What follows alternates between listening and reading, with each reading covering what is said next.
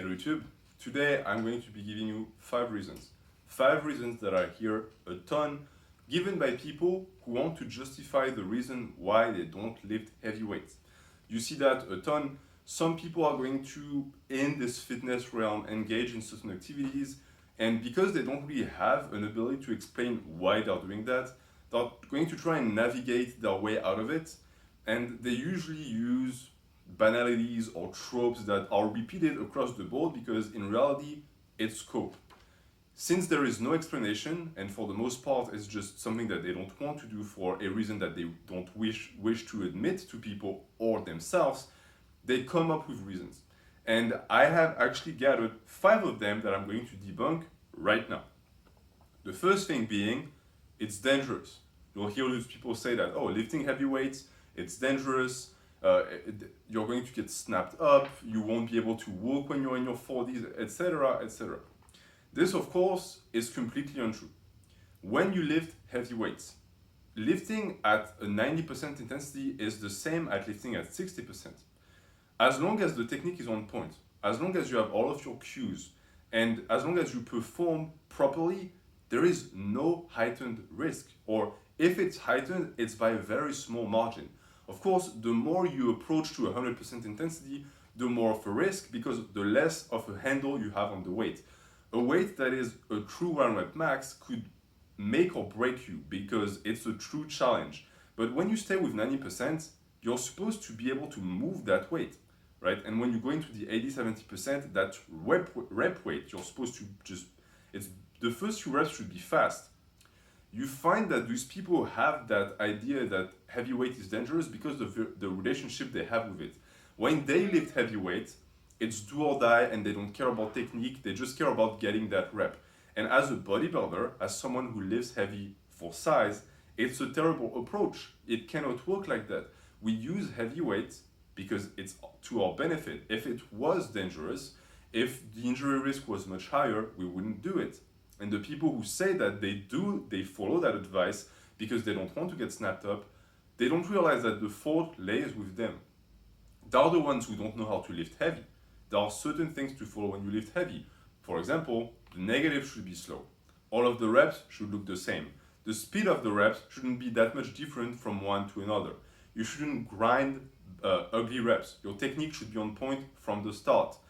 You should leave reps in the tanks. All of these tactics allow you to lift heavy year round. I personally lift heavy every single day.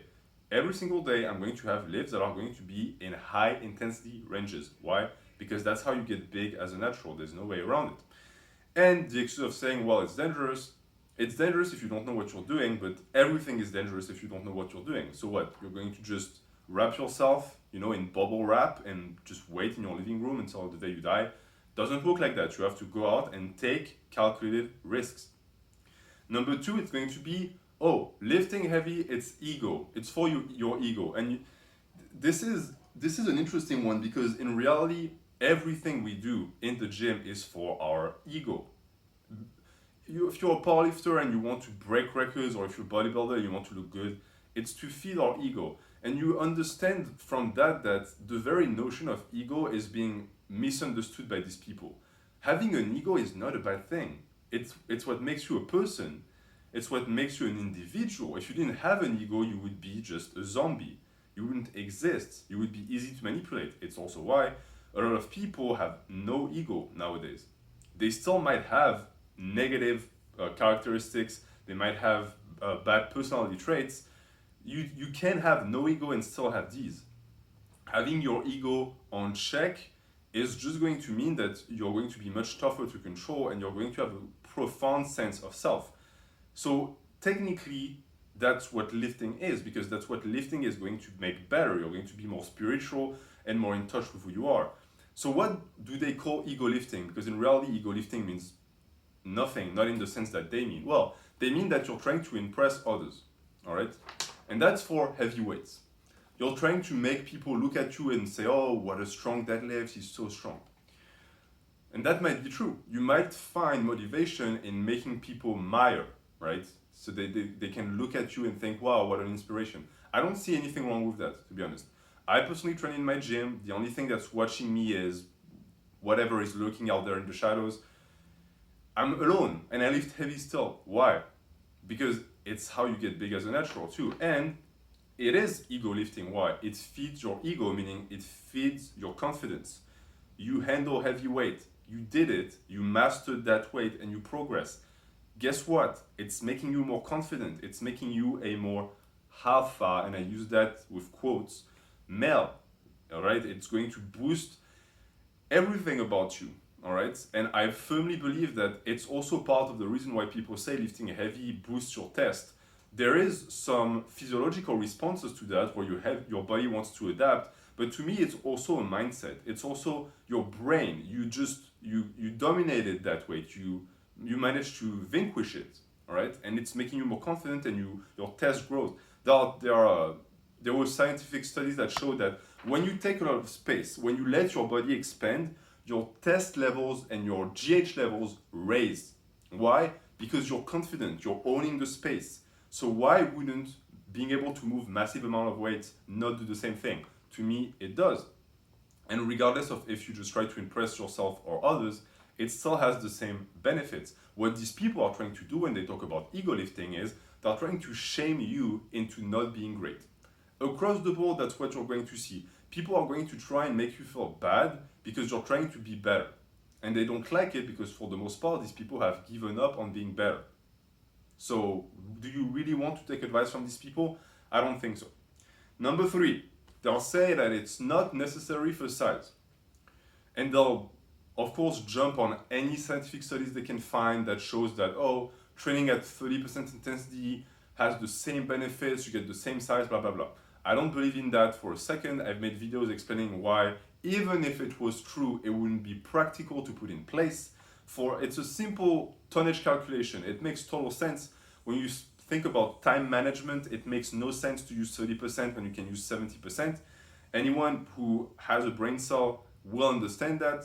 But besides that, it's not necessary for size. I'm not saying that just moving heavy weights makes you bigger, because of course that would be a misunderstanding of hypertrophy principles. But the more heavy the load becomes, the more you progress, the more you grow. That's normal.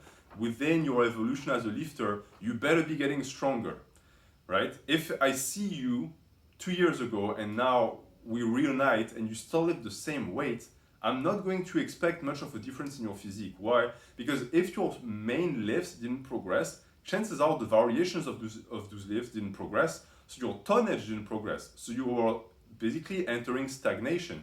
And this is the reason why a lot of these people that tout that type of belief stagnate.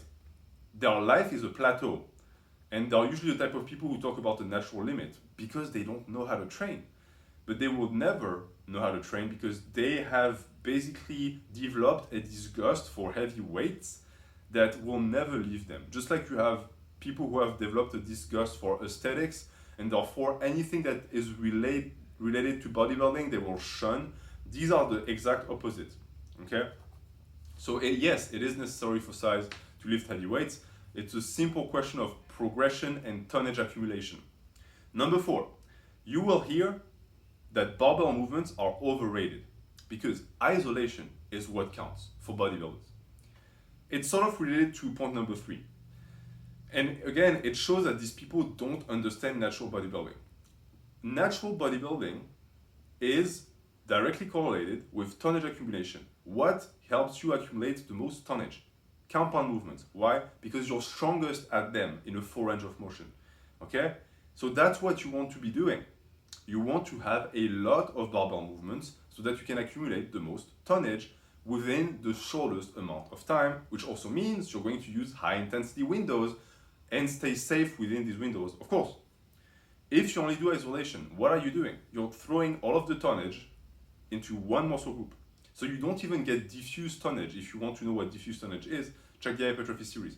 You're getting targeted, isolated tonnage sent to a small muscle group, and for the most part, the amount of tonnage you get by itself is already small because you cannot lift much weight with that muscle group.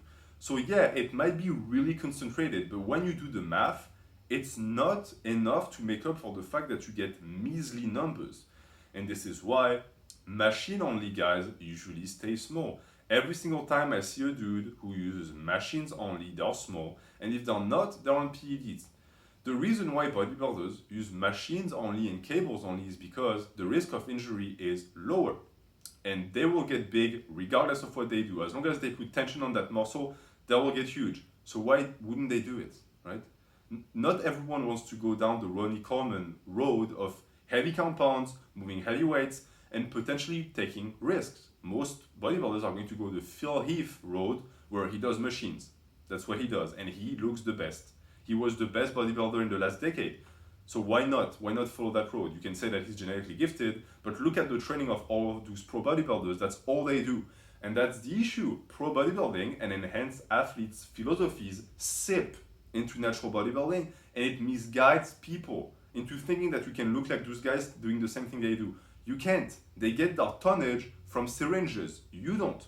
So you get 1/100th of the tonnage that they get, and you get 1/10 of the tonnage that a natural who does compounds gets. So you are screwed, and you did that to yourself. 5, we're not powerlifters.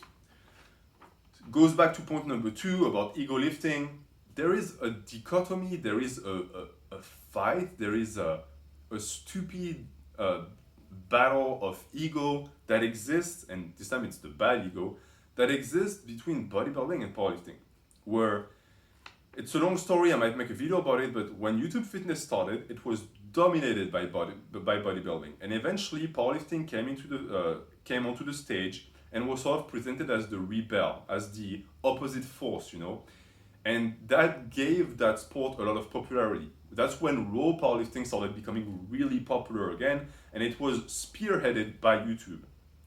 And when that happened, powerlifting took over, and to this day, I would say that YouTube is still powerlifting centric. We might see a shift eventually, I don't know. Let me tell you, if there was a shift, it wouldn't be a good thing, because we would get back into the bad ways of the early days. That wouldn't be much better than the bad ways of today. But basically what I mean by this is, bodybuilders, so-called bodybuilders, are going to do everything they can to not resemble powerlifters, and powerlifters are going to do everything they can to not resemble bodybuilders. Why? Because it's a fight. Like, it's my party against your party. So we don't want to look like each other, because if we do, we might actually realize that we have a lot in common and that we should learn from each other, and we don't want that. We want to throw feces at each other and call each other names. So the bodybuilders are going to call the powerlifters fat, the powerlifters are going to call the bodybuilders weak, and no one learns anything. It's the state of things, it's pathetic, and I personally do not subscribe to that on this channel. But the issue is that bodybuilders are going to refuse to do stuff that powerlifters do so that they can stay with their clique, which means no heavy weights. You see a shunning of compound movements, you see a ton of bodybuilders who say, you don't need compounds, blah, blah, blah. And the underlying message is, well, bodybuilders do dumbbell and machines, and you leave those barbell movements to the powerlifters. Nonsense. Barbell movements were used by bodybuilders in the 40s and 50s. They are essential. That's what gives you the most tonnage. They are complete movements that espouse natural strength curves. You need to do them. There is no way around it. If you're small and skinny and you tell me, hey, what do I do to get bigger? Compound movements. Start getting big at them. Don't over-focus on them like those novice programs make you. That's the powerlifting bias of this entire thing. And slowly build up with perfect technique. Add movement patterns as you go. Add isolation. Learn how to program. You will eventually down the line get big. That's how you do it. The way you don't do it is by saying, I'm not a powerlifter. I'm not going to do squats. Great. You're going to have small legs for the rest of your life. So that's it. 5 reasons that people use to not lift heavy weights that I just debunked. And I will eventually do the opposite, because today I dogged on bodybuilders. Next time I will dog on powerlifters, people who use 5 reasons to lift heavy weights when they shouldn't. Thank you for watching. Have a good day.